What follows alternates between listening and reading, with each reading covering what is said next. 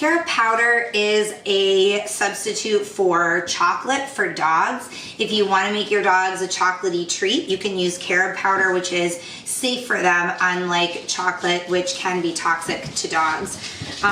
This recipe uses carob and peanut butter to make some tasty biscuits.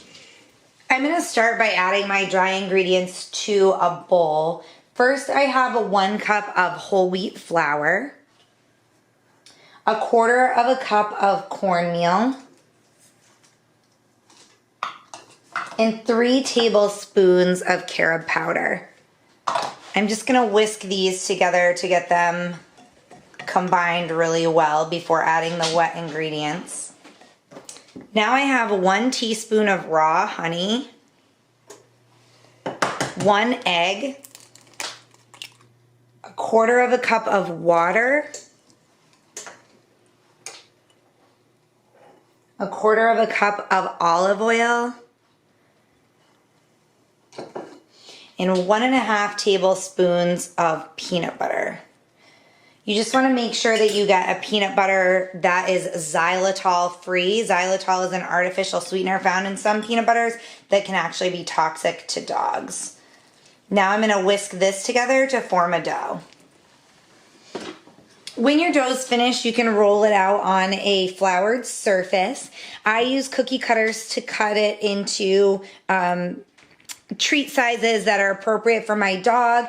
If you wanted to, you could just break off little bits of the dough and roll them into small pieces and bake them that way. I usually roll the dough out until it's about 1/4 inch thick and just cut out little cookie cutters, but whatever works for you. If you have a tiny dog, you may not want to do the cookie cutters.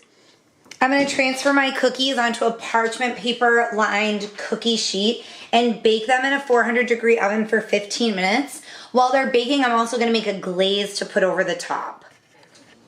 The glaze is very simple to make. In this bowl, I have 1/2 cup of cornstarch. I'm going to add a tablespoon of raw honey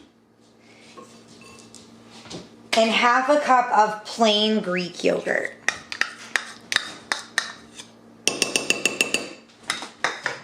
Then I'm just going to whip this to form the glaze.